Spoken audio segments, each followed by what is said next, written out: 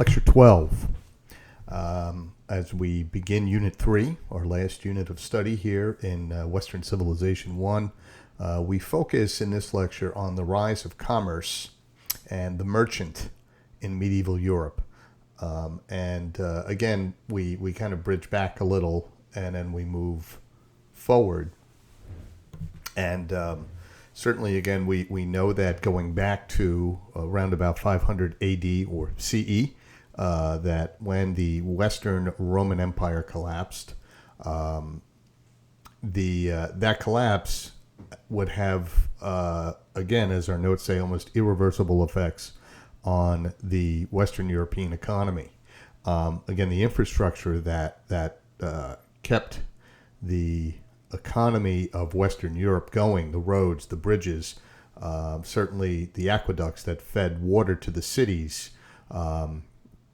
would all fall into disrepair. Again, with no centralized system, with no centralized government to collect taxes, with no centralized currency, again, the Roman coin, right?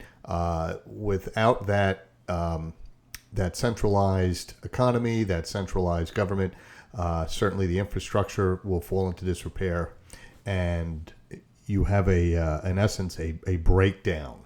And as a result, you have all sorts of issues that arise. For instance, we would see the decentralization of power throughout Western Europe, even with vain attempts like the Holy Roman Empire. There's still lots of decentralization. We know that nobles, those landowners, would corral whatever wealth and land that they possessed, and they would hold on to it dearly. All right, and certainly as a result, economies become localized. The idea that instead of having goods traveling from far and wide, again based on the idea of exchanging money for goods and services, we now fall into the barter system. All right, the most basic economic system that you could imagine, and certainly with this decentralization, you've got all sorts of groups that would disrupt whatever commerce there might have been, bandits and pirates along the Mediterranean coast and the North Sea in Western Europe. And as much as the Byzantine Empire would carry on the commerce and the trade routes that were initially established by the Western Roman Empire, certainly Western Europe would almost feel as though it's been isolated, all right, as a result of Rome's collapse. And again, when we think about what we call the Dark Ages in Western Europe, say between 500 and roughly 1000 AD or CE, again, that's where we need to be. Think about the feudal system, which you studied in Unit 2. All right, and again, now examining the idea that because economies have become extremely localized, and the word I use there in our notes is myopic. And again, I know the term myopia or myopic very well because for most of my life I was nearsighted, which is what myopia is. The idea is that I can only see for years I could only see what was very close up to me without corrective lenses. Until I had eye surgery. Yeah, so I had my cataracts removed over the summer. I know, 52, and I had my cataract in my right eye was so bad that if I covered my left eye, right, even with glasses on, it would be blurry, extremely blurry. I mean, it was bad. And then I had corrective lens implants put in, so now I see 20/20 without glasses, unless again I'm using the computer or reading. We're doing a crossword puzzle. Some of you guys know out there I'm a national a ranked crossword solver. So yeah, ranked. Yeah, he didn't take a shower. No, not that kind of rank. So anyway, so so certainly the bartering, the idea is that peasants are going to barter, chickens for pigs, or grain for a cow, whatever. Okay, large scale bartering. Again, when we think about nobles, all right, nobles would exchange in exchange for knights that would protect a noble's fiefdom or lands. The noble in exchange would allow the knight to use land that was controlled by the noble, and not own that land, not give that land, but the idea is that, okay, you can use this land, right, as you see fit, all right, short of destroying the land or trying to give it away. It was called Usufruct, which means use of the fruit of the land, right? And even church, we think about the Catholic Church. In the Dark Ages, the church tithes, okay, tithing, again, when you willingly give to the Catholic Church, or any church for that matter, and the use of the Lord's mills, the idea of grinding that grain into flour, all of that was done through the exchange of goods. It was all done through the barter system, right? So again, there's no real free flow of goods in this early years after Rome. And again, cities, we know that cities that were constructed throughout the Roman Empire, in particular in Western Europe, but certainly even in the East as well. These were primarily centers of commerce. The Romans had constructed their cities and their roads to move goods, not just move armies. Again, we think about the interstate highway system in the United States, and people say, well, it was designed, to move, men and missiles and materials if there was a nuclear war. Listen, if there was a nuclear war, nothing's moving. So, no, they were built to move goods and people. All right, just like the railroads in Europe and the United States and throughout other parts of the world, India or China, you name it, that absolutely infrastructure is built to move goods and people. All right, yes, military is important, and you might need to move them every once in a while, but anyway, I digress. And certainly cities during the Middle Ages, and during especially the Dark Ages between, say, 500 and 1000 AD, those populations would dwindle. All right, and again, Rome is a excellent example. The city of Rome itself, right?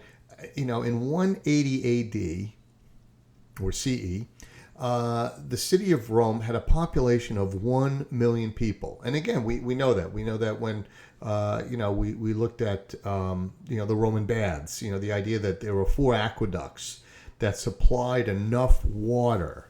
All right, where I think each citizen living in Rome, no matter what class they were in, okay, they had at least 20 gallons of water a day to use.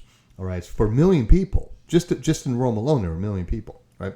But by 1350, all right, the population of Rome dwindles to 20,000 people. 20,000 people. And again, Rome is still a city of import. It is, it's the center of power for the Catholic Church, right?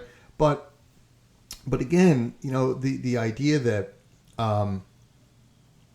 that the commerce that had, built Rome to what it was at its height, in the days of the late Republican Empire and Empire, that to dwindle to 20,000 people demonstrates that certainly commerce had fallen off dramatically. All right, and certainly we see that. Now, we'll see that there were a few daring merchants, if you will, or traders, all right, who took took big chances to earn living at trading. For instance, the early medieval traders usually rode on horseback or pulled a wagon. Again, they could only carry so much in the way of goods, all right. and certainly this was, all sorts of challenges there. You could imagine, being held up or robbed by marauders, or there's the infrastructure is very, very difficult to travel. Big challenges there. Bridges that have fallen into disrepair, crossing rivers, and so you can imagine moving goods was certainly a real challenge, and even if you were a merchant and you had a ship, certainly you're at the mercy of bandits and pirates on the North Sea and in in the Western Mediterranean. So this was again a tough time for commerce.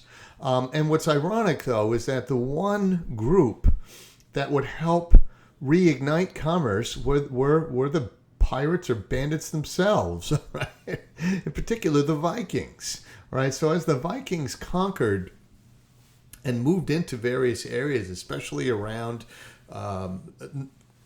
what is now today Belgium and northern France and the British Isles, that in essence they would sell their products, and certainly they could move their products, quite effectively, quite efficiently, quite cheaply, in their longboats.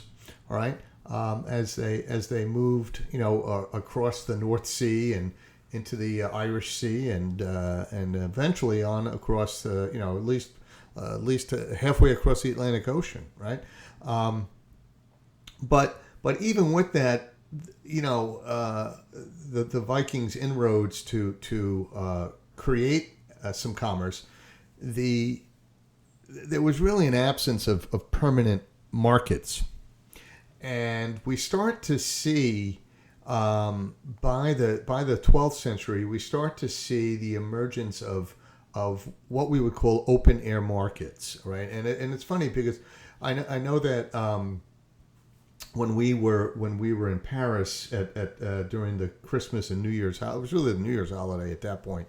There were open air markets all over the city, along the boulevards. I know along the Boulevard Saint Germain, they set up these wooden huts, that people who had their crafts and all sorts of items to sell, and there was another open air market at the top of Montmartre, underneath the Sacré-Cœur Basilica, and it's where I bought my French hat, my green French. I don't know. It's not a beret. I would never wear a beret. I'm sorry. I'm not a tourist.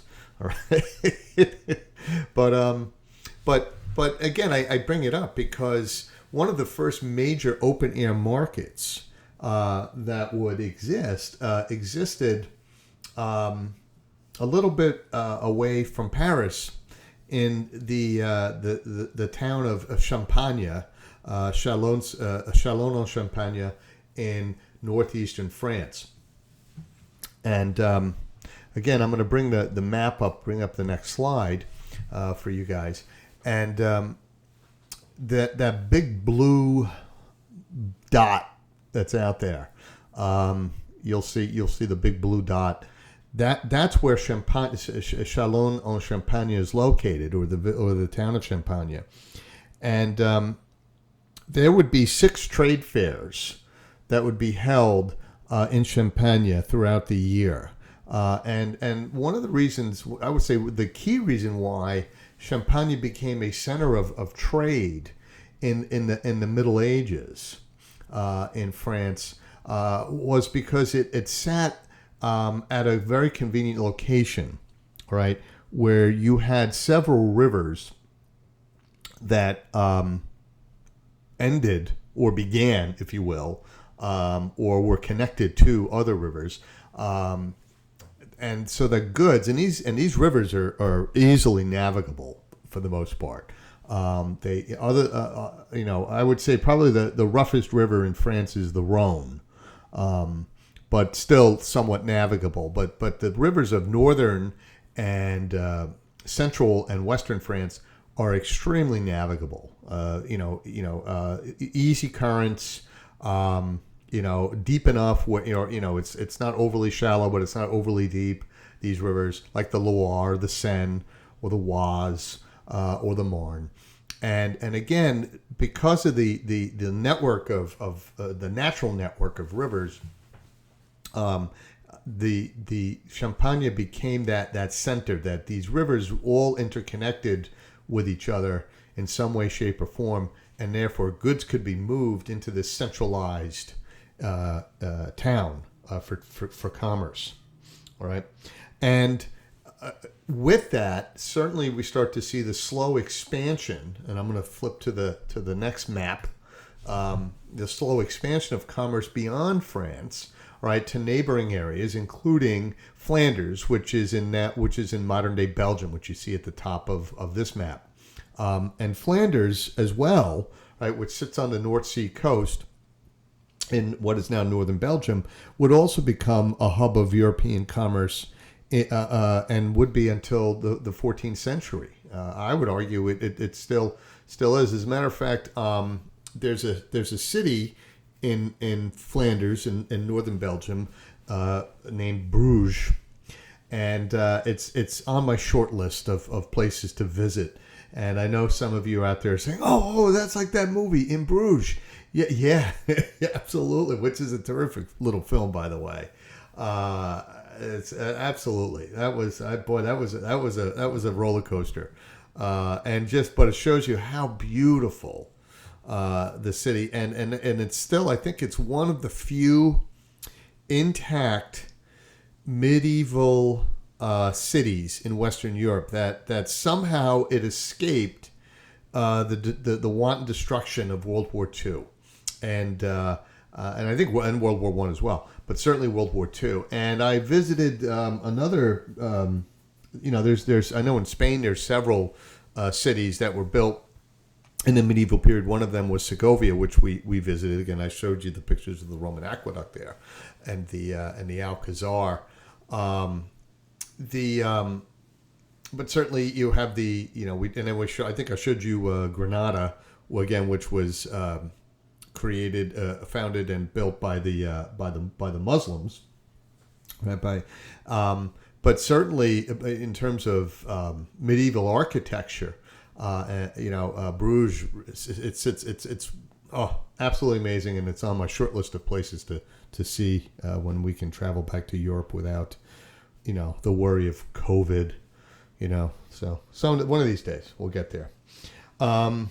And certainly other cities between the 12th and 14th centuries in Western Europe would rise and become centers of commerce and would develop out of commerce, including Geneva, which is in far western Switzerland, Nuremberg, Germany, which we're going to get to in a little bit, and Frankfurt, Germany as well.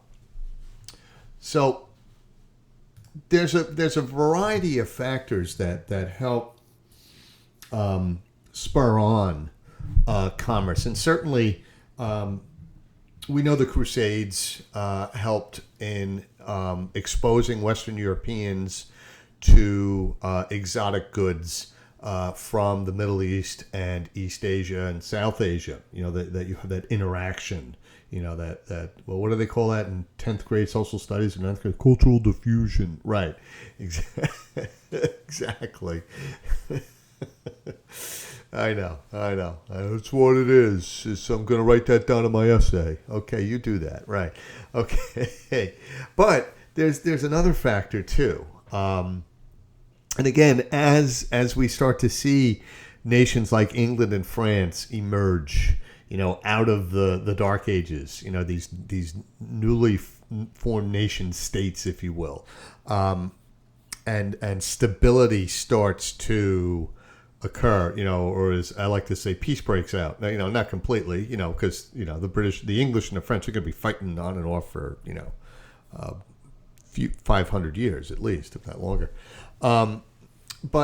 But certainly, as you start to see a little bit more stability, as Europeans slowly, gain taste for more exotic goods, and even goods that are locally created, fabrics and metalware and things like that, that that these nobles, especially the wealthiest, if you will, of the Western Europeans, they would have cash stored up, literally stored up, because when you think about it, you only used cash for what?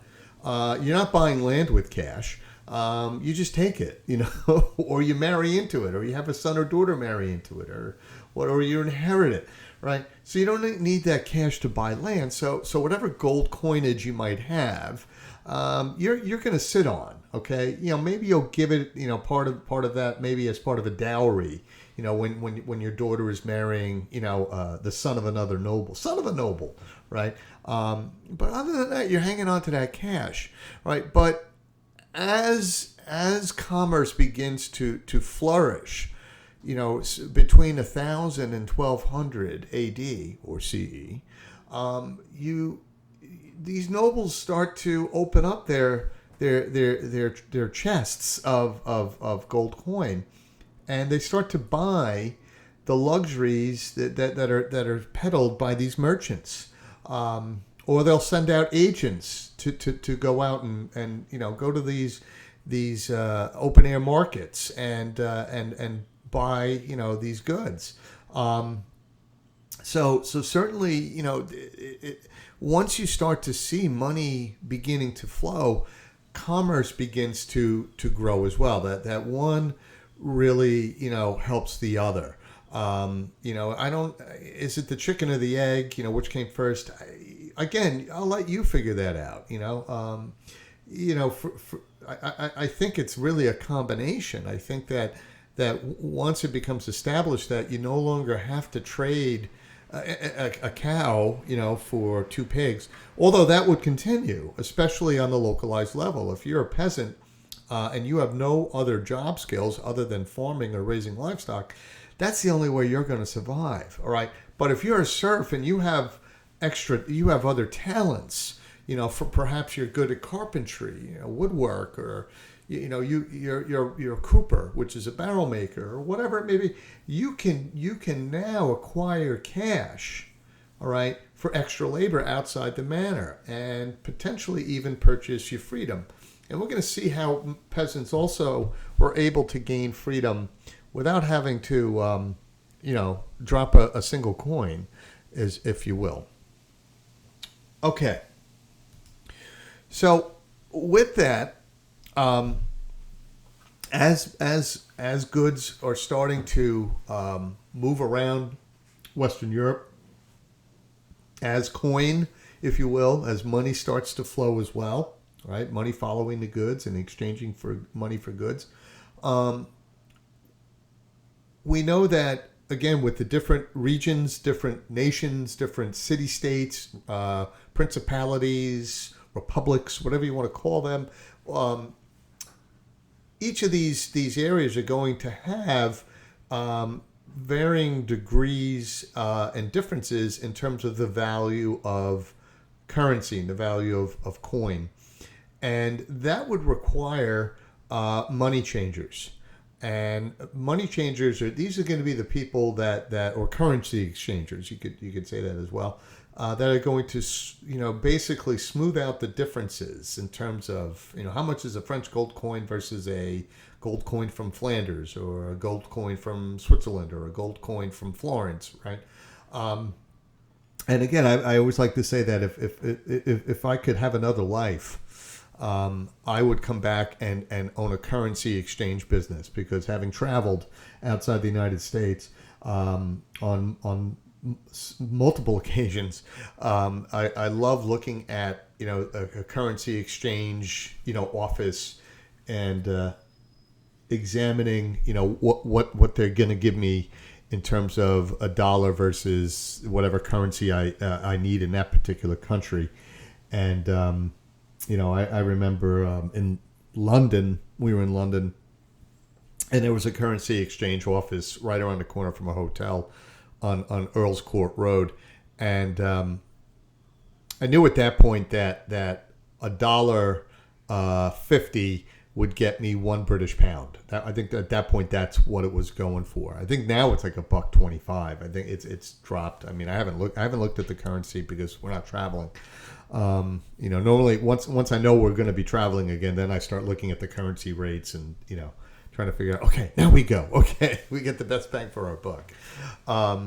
So it was $1.50 for a British pound, and then when you go and you look at what the currency exchange office is offering, and they're saying for $1.78 we'll give you 1 British pound. I'm like, that's a ripoff. What are you kidding me? What do you think? I was born last night. I was born at night, but not last night.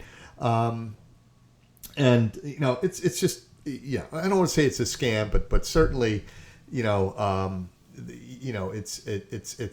it certainly is a business where you could make a lot of money, because you basically have the ability to mark up, your prices, or your exchange rates as much as or as little as you want, the only time I got caught in having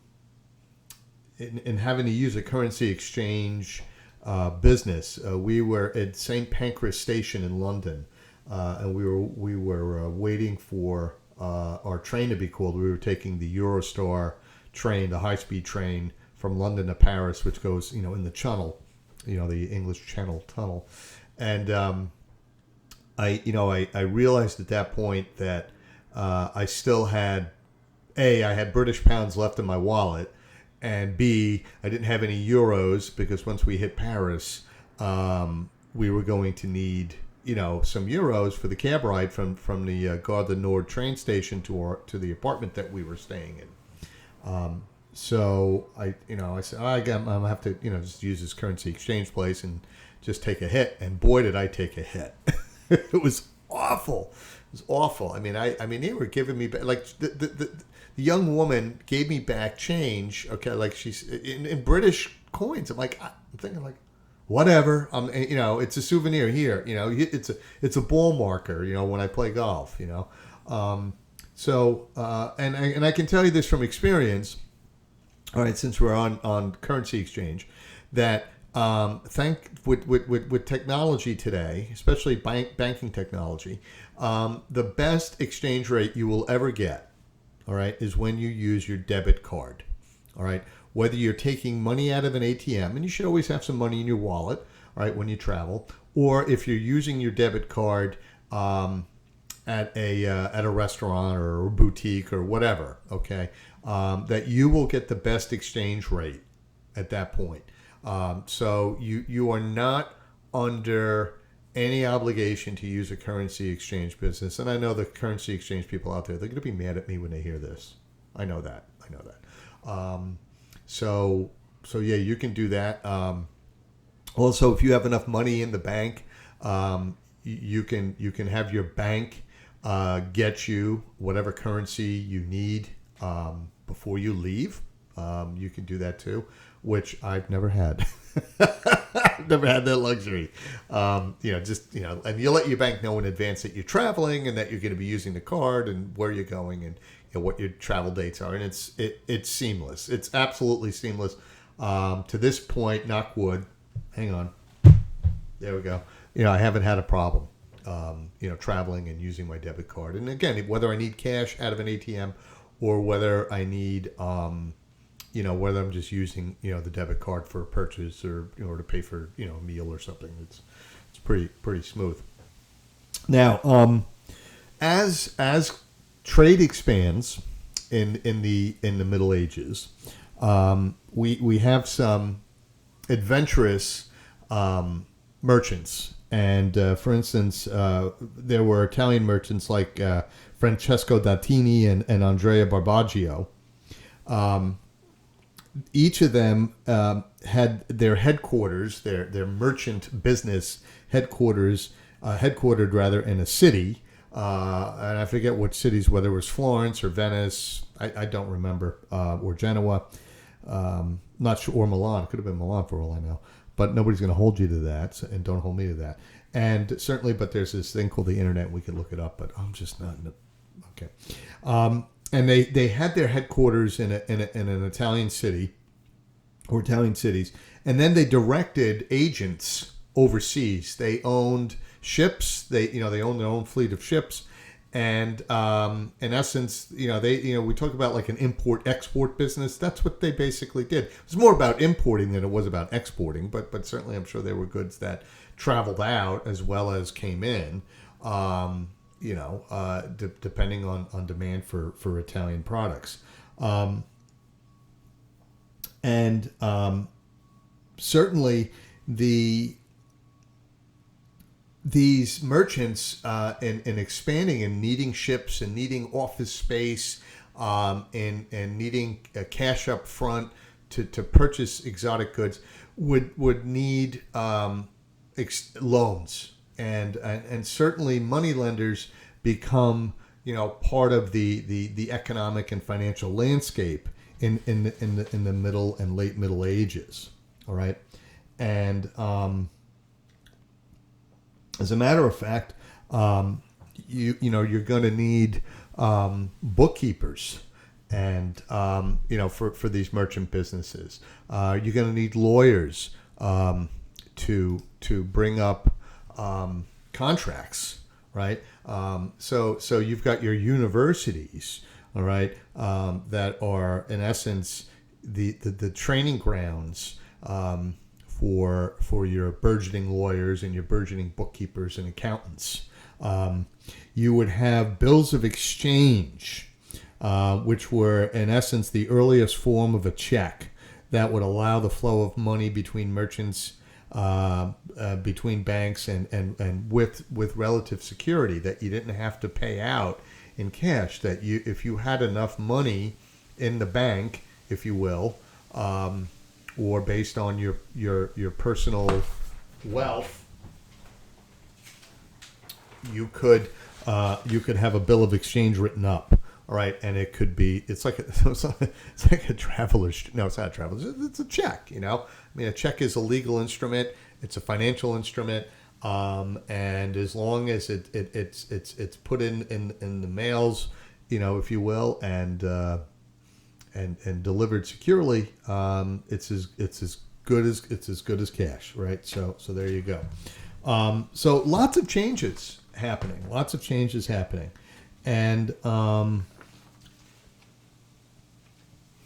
And again, we examine this painting by Quentin Massys, which hangs in the Louvre in Paris. And no, I didn't steal this painting, so don't worry, we're okay. Again, you can see, that by the 14th century, that money lending is big business and certainly lucrative. The interest that's charged for a loan, and when you consider that the Catholic Church had prohibitions against usury. Right, usury is charging interest for loaning out money, in particular high amounts of interest. Usury, anytime anybody uses the word usury today, it's usually because they're complaining about the interest rate. That because the Catholic Church had prohibitions on usury, the non-Catholics, in particular Jewish residents of cities, got into money lending. All right, but there were Catholics that did loan money. I know, for instance, there's a story of a prominent money lender and merchant in Milan. I can't remember his name. That was constantly berated by Catholic Church officials. And now he's a Catholic, and he at some point he finally said to the Archbishop in Milan, he said, "Look," he says, "if you don't want your Duomo built, your basilica built, then I won't give you the money." It's like, give me a break, and I think the Archbishop at that point shut his mouth and didn't say a word after that.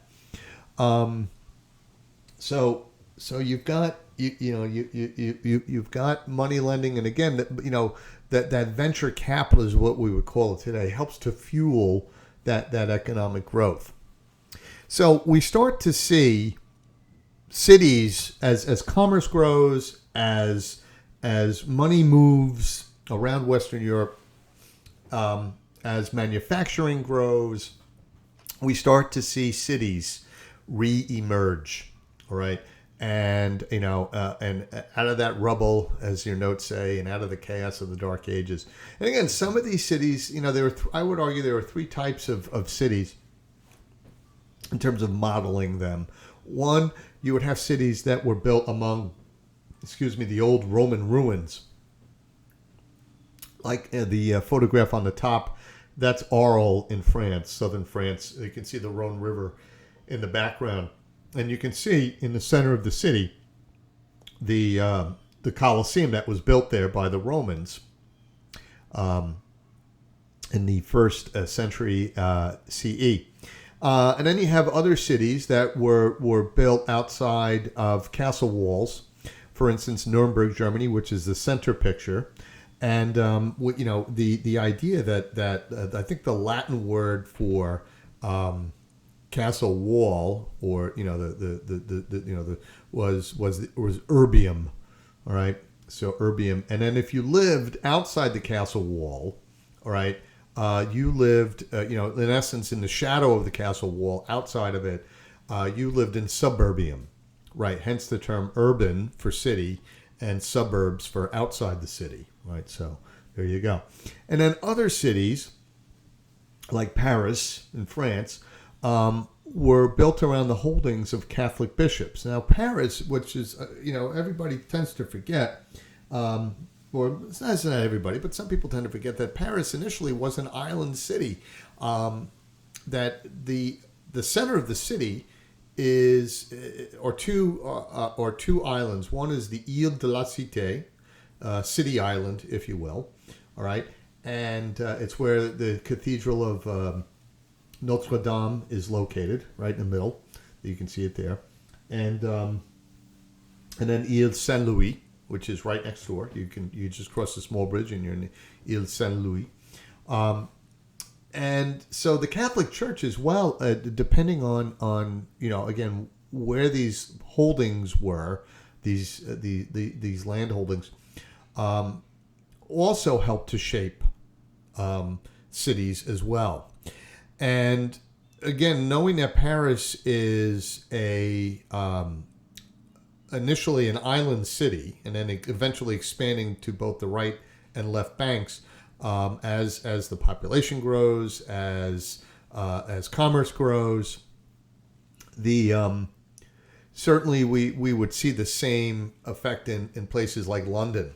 Even though London is not an island city, London itself, when you think about London, think about the Tower of London. That's in essence where the city of London was initially located. All right, and the main street in London is the Thames River. All right, and I would argue it's the same in Paris. That the Seine River is the main street in Paris. And although Paris would go through at least two transformations, the last one being in the late 19th century under the supervision of Georges Haussmann.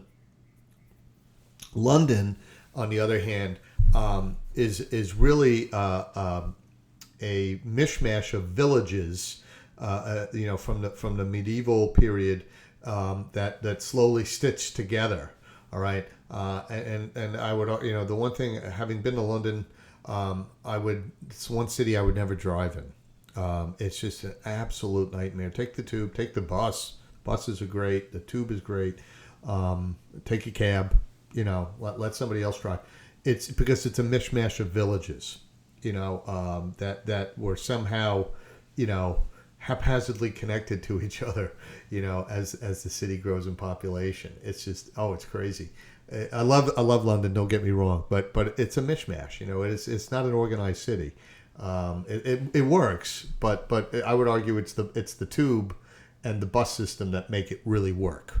Make it user friendly. So with cities, we have our inhabitants, and we have our burghers or bourgeoisie, right? If you're French, you're bourgeoisie. You live in a city. If you're living in a German city, you're a burger, right? With fries. I know somebody was thinking that. And certainly cities would be an how can I put this? A way for peasants, for serfs, to become detached from serfdom.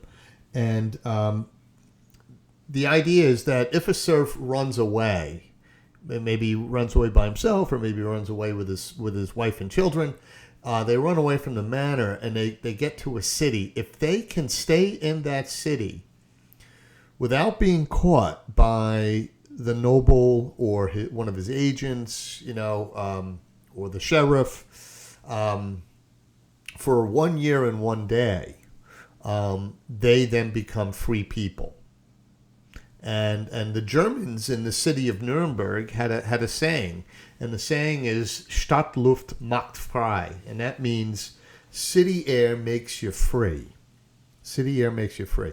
So if you could stay there, if you could get into that city and stay there and kind of duck out and maybe find odd jobs to do for a year and a day, after that you could be a free man. You're going to meet Martin Luther later on in Unit 3. His father had been an escaped peasant. I think it was his father. I don't think he was. I know Luther was a descendant of escaped peasants, but I think it was his father. And he became a metal smelter, not a metal smelter, right, where he would melt metal and create all sorts of products. And he did pretty good at that, by the way. He was pretty good. So the city itself would offer freedom for peasants who could get there, offering relative equality for those living there, and certainly would become vehicles to create wealth. And certainly, if you were a king, say the King of England or the King of France, or if you were a prince governing a principality in Germany, or if you were, we'll see Venice later on, and Florence, and you were part of the Republican government there. Certainly, these cities were vehicles of creating wealth, and certainly would create wealth for again, for nobility, or kings even, and certainly those who were in economic positions of power and influence. Towns and cities also gained a special place in both principalities and nations. The city governments were allowed to establish rules. For instance, to keep citizens in line, public executions were held in town squares. Stocks and pillories were used for minor offenses. So again, making examples of people, help to keep people in line. Criminal punishment became specific to the needs of close-quartered town living, right? And certainly, again, people need to see, well, what happens if, you get in trouble. So it's kind of like watching 60 Days In on A&E. If you're watching that right now, my wife and I are binging on that. I can only take so much jail time. I visited Rikers Island for a day. Years ago, when I was a teacher at Brentwood High School, I chaperoned a day trip to Rikers Island, and I'm never going to do anything to go there. Okay, that's all I'll say. Okay, now we start to see by the high Middle Ages, we start to see the growth of commercial leagues, if you will, or alliances. All right, and most prominent among these commercial leagues or commercial alliances was the Hanseatic League, which I'm going to talk about the derivation in a little bit. And if I flip to the next slide, just to show you, you can see that there were over 75 cities that were members of the Hanseatic League.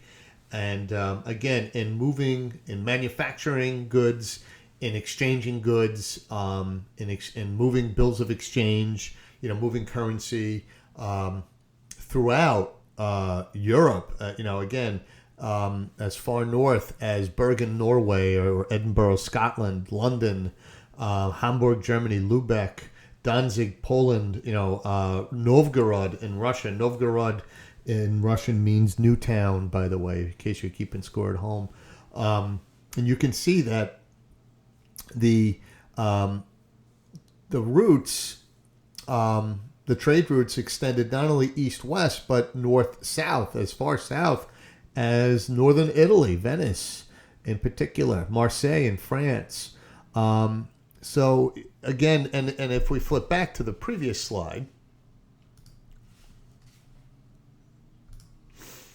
so the idea behind this trade league, right, is allying these city members, these member cities and regions, to transport goods and to provide security for the transportation of goods and bills of exchange and anything else that were essential to commerce. And again, moving all sorts of goods, whether they be raw materials or whether they be finished products, right?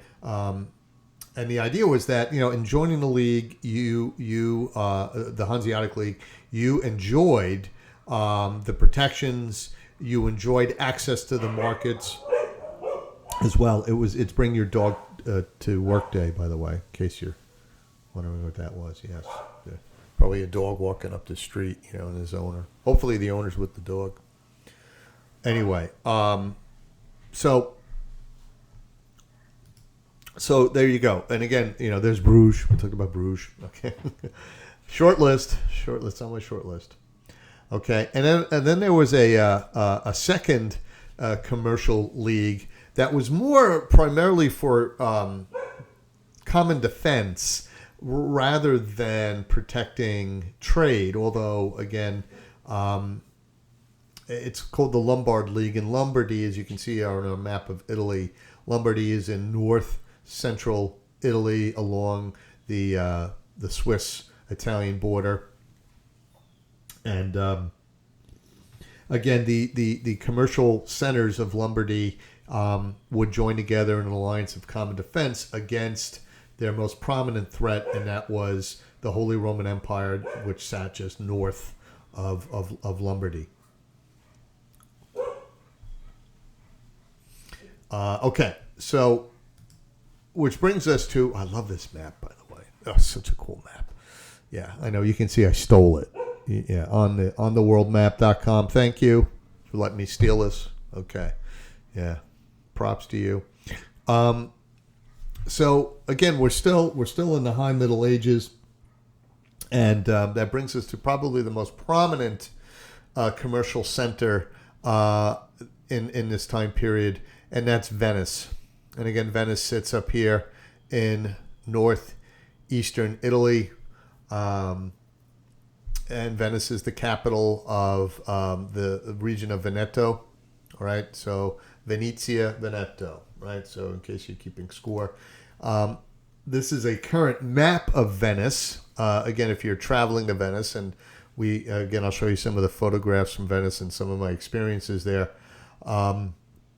Venice is an absolutely amazing city, and it was the first city we visited in Italy in the summer of 2019. Again, we visited Venice, Florence, La Spezia, which nobody knows about, which is a great little city.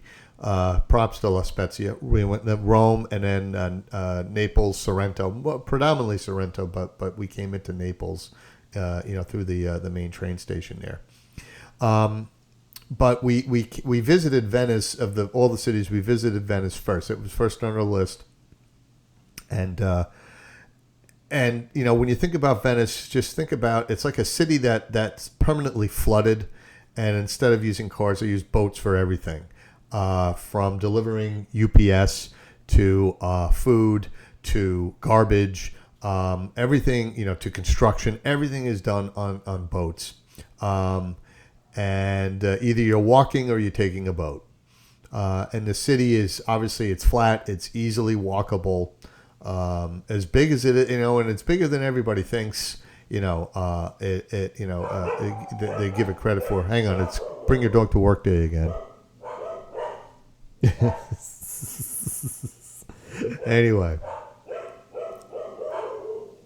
it's like when I would I used to teach modern U.S. history, and one of the films I used to show was we used to study was Gran Torino, a Clint Eastwood's film, and we're looking at the American immigration experience and the changing face of America, and one of the motifs in that film was a yellow Labrador Retriever. It was, Eastwood's character Walt had a yellow lab, and I had a yellow Labrador Retriever. His name was Tommy, and I used to bring Tommy, to when we used to show Gran Torino. He was such a gentle giant, lick you to death. And anyway, yeah, bring your dog to work day. Hang on, I'm just going to pause this for a second. Okay, yeah, so I just put the dogs out. It was my neighbor. She had her dog out, though. So they're trying to have a conversation. Anyway, so absolutely, if you ask my wife, people would ask us, what did you like? What city did you like the best? We just go, Venice. And people are like, really? Isn't it smelly? I'm like, look, it's, what? If you've ever been to New Orleans, it's the same type of thing. It's like, it's not as bad as everybody thinks the smell it is. It's just fascinating. Even when you look at the train station, Santa Lucia station, when you walk out of the train station, you're on the Grand Canal. It's like, boom, you're there. It's got a massive bus terminal, as you can see up there. There's no cars, in the city. It's just, absolutely amazing. And I'll show you the next photograph our first photograph of Venice. It's just, it boggles the mind. The city boggles the mind.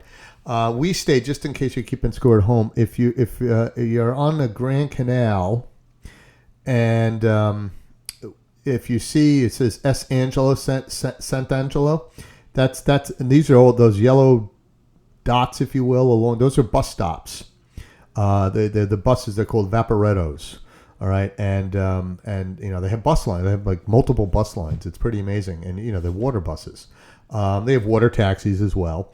Matter of fact, when we were leaving Venice, and we needed a cab to the train station, we were standing out on the dock, actually on our street. We didn't even have to go back down to Sant'Angelo. There was a small dock at the end of our street. And as the cab's pulling up, I do my best Sean Connery impersonation, James Bond, God bless his soul, by the way. And I said to my daughter, I said, that's our contact in Venice. That's our man in Venice right there. And I'm waving at him. He waves at me, That's our man in Florence. Yeah, we'll talk about Florence. I'll talk about, who I met up with in Florence. It was pretty cool. It was a good time. Anyway, and we stayed basically Sant'Angelo, like we were right in that area there. I can't zoom in, to show you, but, we had an apartment that was 3 doors off the Grand Canal. And as a matter of fact, my mother-in-law and I were, standing on the dock at the end of the street, and we're looking up at the Rialto Bridge. And again, the Rialto Bridge. And I said to my mother, I said, that's the Rialto Bridge. And I said, which is on every pizza box in America, which is fun, which is hilarious because, especially in the New York area, all right, in New York, the New York metro area, the I would argue the majority of Italian Americans, or those of Italian extraction, their ancestors came from southern Italy, from Rome south. So Rome, Naples, Bari, Sicily, and yet every pizzeria has a painting of the Rialto Bridge, which is not even near these areas. It's like Anyway, I digress. So let's get into Venice for a bit, and show you some photos and kind of walk you around. And I'll flip back to the map just to help us out here. So we start to see in northern Italy, we start to see commercial centers emerge, including cities like Milan and Lucca, Padua, Florence. We're going to get to Florence when we get to the Renaissance. But the penultimate medieval Italian commercial center was Venice, as our notes say. And Venice has a unique backstory in terms of its origins. Again, it was not a Roman settlement. You had people who lived in the area of Veneto who were escaping outside groups, outside marauders and all sorts of groups. And they ended up fleeing into the marshes off the mainland, and they established small villages in the marshes, and would fish and they would trade their fish and salt that they would manufacture for foodstuffs. But the Venetians got pretty good at living in this marshland. They got pretty good at boating and sailing, and ended up getting into commerce. And boy, they got into it at the right time. By 1300, Venice is the hub of commerce between the Middle East and Western Europe. And again, we can see that. We'll see that in the architecture of Venice. And certainly, probably, again, most famously, the Polo family, Marco and his brother as well, helped in extending that pipeline of exotic goods between Asia, the Middle East, and Europe. As a matter of fact, Marco Polo, when he lived in China, he served as governor of Yangzhou, which was a city of over 1 million people. You can imagine that. That's pretty cool. And the photograph here, this is, again, we're on our United Airlines flight, and we're landing in Venice, and it's Bring Your Dog to Work Day. That's Muskie. She'll be barking. You'll hear her again. She's trying to get in, and she ain't getting in. And we're flying into Marco Polo International Airport, which is on the mainland. Barely. It sits along the lagoon. And so this, we're flying in, and it's like, whoa, there's Venice. And in the distance, you can see the Adriatic Sea, and you can see there's a barrier beach called Lido. All right. And that should sound familiar if you're familiar with Nassau County, because there is a Lido Beach in Nassau County.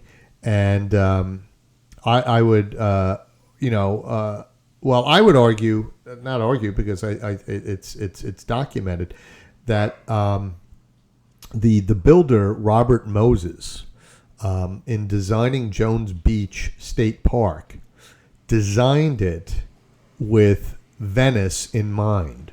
That when you drive down the Wantor Parkway or the Meadowbrook Parkway to Jones Beach, and you're crossing over those bridges, those marshes and those lagoons and those inlets look very similar, extremely similar, eerily similar to the marshes and lagoons between the mainland and Venice. And and when you think about Jones Beach, think about the big pencil, right? That's supposed to look like, it's supposed to resemble the bell tower, the Campanile, at St. Mark's Square. Instead, but at Jones Beach, it's not a bell tower; it's a water tower. And all of the low slung brick buildings again are designed to resemble the beach clubs and whatnot that you would find on the barrier island of Lido. So, and I'll tell you, it looks absolutely. It was the first thing that struck me when we took a water taxi from the airport, and again, literally from the airport, into Venice. So pretty cool. And again, watch this. Again, not much changes in Venice. This is a painting by Gentile Bellini It's procession. Actually, I think the title is Procession in St. Mark's Square, not Venice, but certainly it's in Venice. And St. Mark's is the center of the city, the religious center, the political center. Perhaps the commercial center, only because politics and commerce obviously are intertwined with each other. Because if we see here, we see in the background, right in the center background, we see St. Mark's Basilica. And again, if you look at the design of St. Mark's, which was built in the 12th century, it's very Byzantine. It's got the domes. It doesn't look like your typical basilica. And when you think about the Gothic cathedrals that you looked at in that awful documentary, this is not a Gothic cathedral. It's a Byzantine design cathedral, and certainly the Byzantine influence is there. And certainly doing business with the Byzantine Empire. Just to the right of St. Mark's Basilica, literally like bumped up against it, is the Doge's Palace, or as my mother-in-law pronounced it, the Dog's Palace. I'm like, no, Ma, it's the Doge's Palace. I let her. I only had to tell her once. I would never hold it against her. I love my mother-in-law, and she was a pleasure to travel with. Absolute pleasure.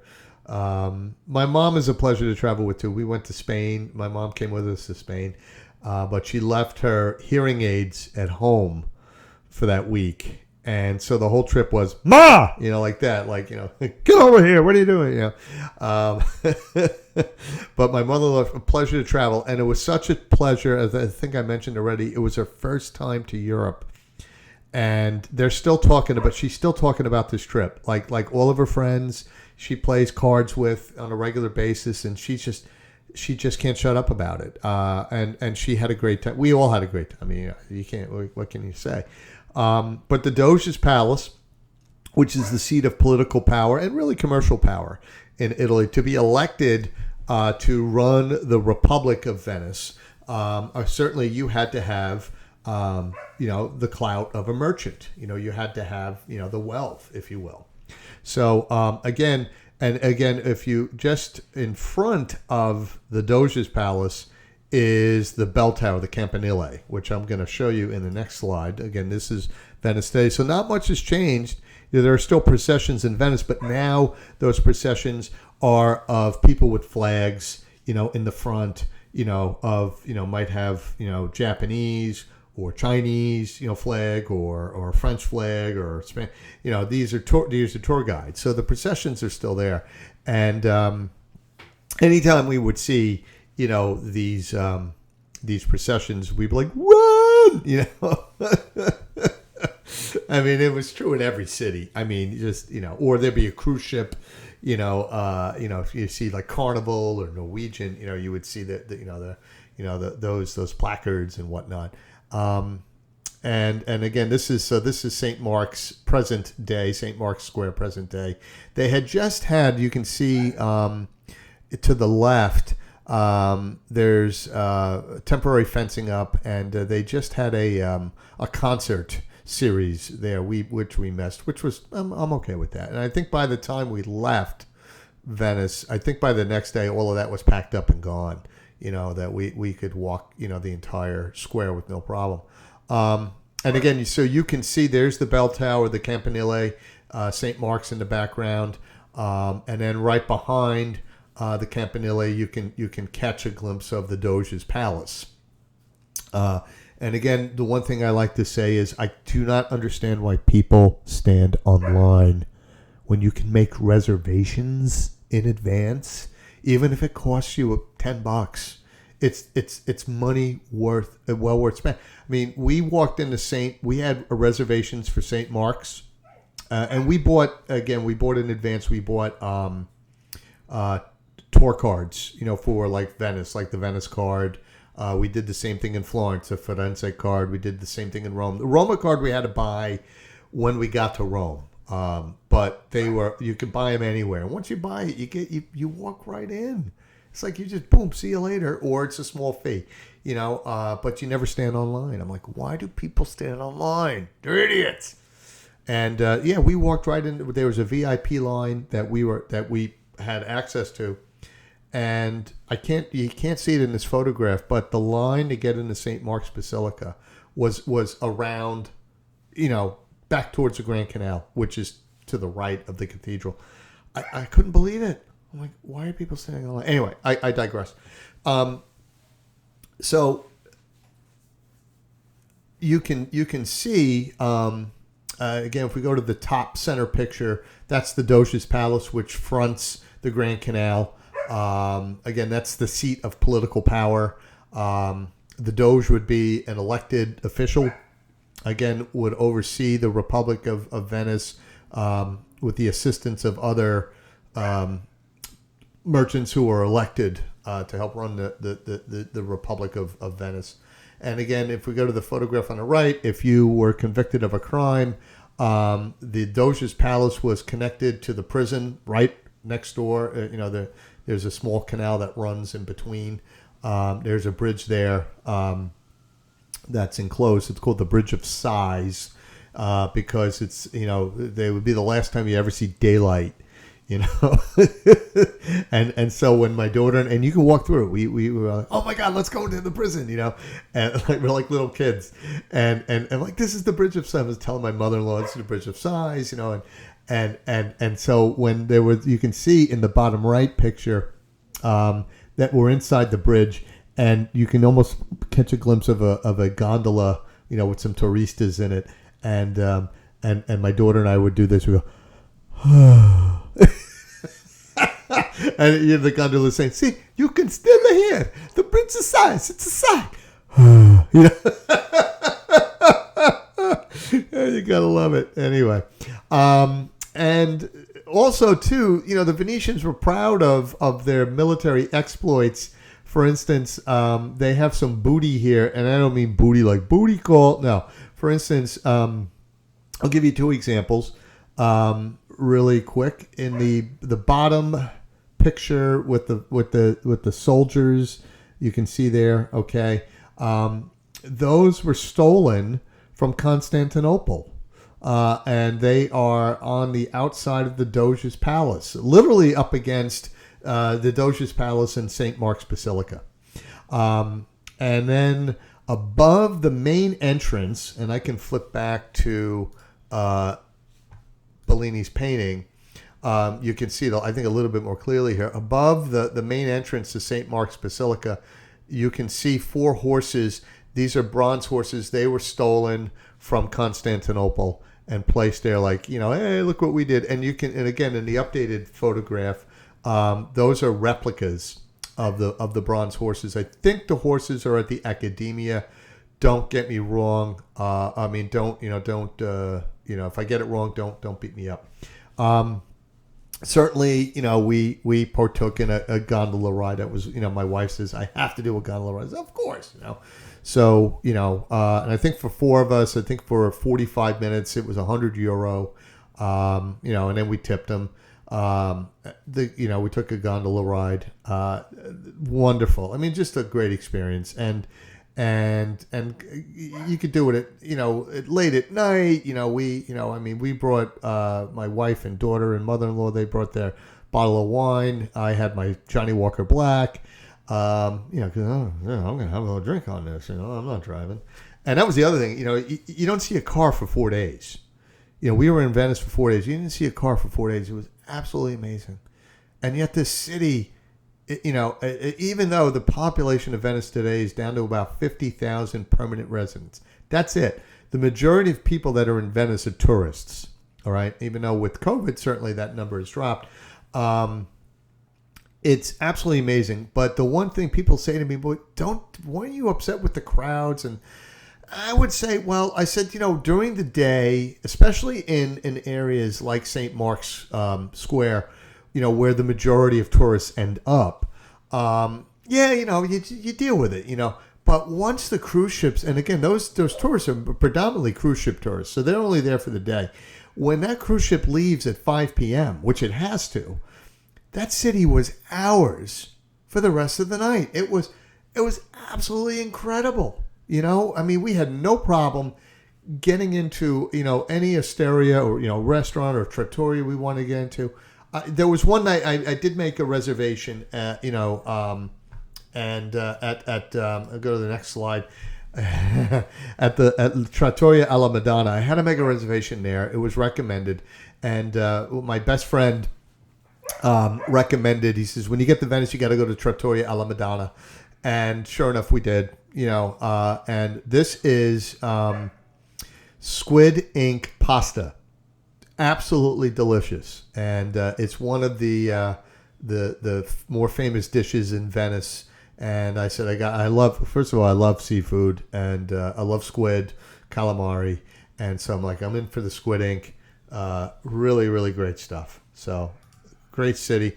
Anyway, to protect its commerce and to protect its trade routes, you notice I'm not getting the dogs, right? Yeah. So, yeah, they can. You can go to hell. Okay. Get the hose. Don't make me get the hose.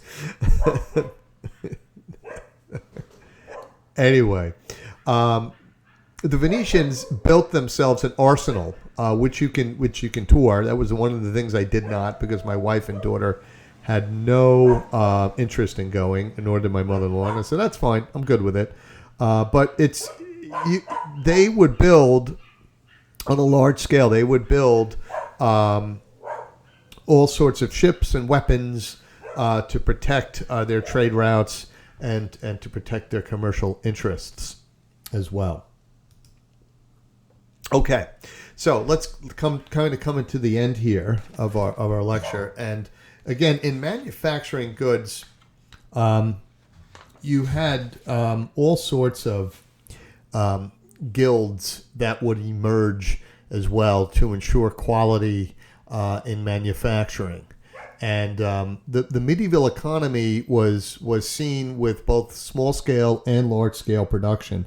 Most production in the medieval economy was still small scale, say in homes or blacksmith barns or workshops. All right. Again, the Venetian arsenal is one example of large scale production. All right. But for the most part, it was largely small scale. I would argue, though, that not the manufacturing of cloth, but the dyeing of cloth, creating different colored cloths, was large scale. That would be, for me, a large scale production. Most widely produced, and again, I mentioned that, the most widely produced item in the medieval economy were textiles, was cloth. And first it was out of wool, and then later on, as markets expand and as access to more to raw materials that are not grown in Europe, like cotton, which was initially grown in the Middle East and South Asia. Once the trade routes have access to raw cotton, eventually that cotton would make its way to... is that dog annoying or what? That's Muskie. I love her, but she's so spoiled. Where's my other dog, Scout? She could stay outside all day. She loves being outside. She loves it. So I'm going to leave her outside. Yeah, was it? Okay, she's such a fazzool, that dog. Okay, so, right. So, and certainly textile manufacturing would propel England's economy for close to 600 years, right? Even before the creation of the spinning machines that are going to be water powered, like the water frame of the spinning jenny. Eventually, the power looms, right, in the early 19th century.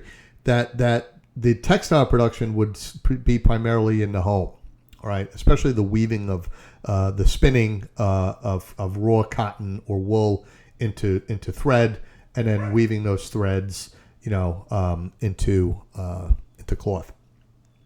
But again, craft or artisan guilds were created to oversee the quality control in production and training of craftsmen. And women played a substantial role in medieval society, whether it was manufacturing textiles overseeing, managing guilds when husbands were absent, ill, or dead. It can happen. It can happen, right? But certainly you would see socioeconomic division between merchants and craftsmen, and that at times would lead to unrest and revolts, and probably, there were struggles between the guilds, the craft guilds and the merchant guilds. Again, the merchant guilds wanted to ensure that there was top quality production standards being held to. All right. For instance, one good example, you had the weavers in Cologne, Germany, who won changes in the city's constitution as a group. But probably the most famous revolt was the Ciompi in Florence. The Ciompi were a group that were beneath the craft guilds, if you will, and they were everyday laborers who wanted access to these guilds and protections. And initially, the Ciompi won some concessions, but their gains would be eroded several years hence. And again, in this painting here, which comes from, I believe, Flanders, and you can see the management, the guild managers overseeing the production of dyed cloth as well. And again, we circle back one more time to the bubonic plague. And again, the thing that I would reemphasize is that the trade routes themselves would help in the spread of the bubonic plague. So again, the plague coming out of East Asia, moving through Europe, again along these overland trade routes, and eventually through the Mediterranean region and then on into Northern Europe. And again, we think of the term quarantine. Quarantine comes from the Italian word for 40, quarantina, right? Where when a ship arrived in a place like Venice or Naples or Messina or Genoa, it would have to sit anchored away from the dock for 40 days to ensure that it was clear of any bubonic plague. So hence the term quarantine, which we're very familiar with. And again, when you think about globalization, we live in a world that's extremely tight. As a matter of fact, I have 3 items coming from England, from the Crystal Palace Football Club shop, and it should be arriving today. And I ordered it, I think, in the middle of last week. Might have been like one night I was just sitting in, on my phone, and I'm like, oh, you know what? I need this, and and according to, I think it's going to be here today. I mean, less than a week, here it is. So we live in a very, very small world. Technology, transportation technology, certainly the internet has helped shrink the world. But with that, there can be consequences, and certainly exposure to viruses that come from the far side of the planet, or from the other side of the planet. I say far side, but the other side of the planet, that perhaps we're not immune to. So we see that as well, and certainly we see that in the 14th, starting in the 14th century with the bubonic plague. Okay, we're going to stop it here. We'll pick up our next lecture, which will be the Renaissance.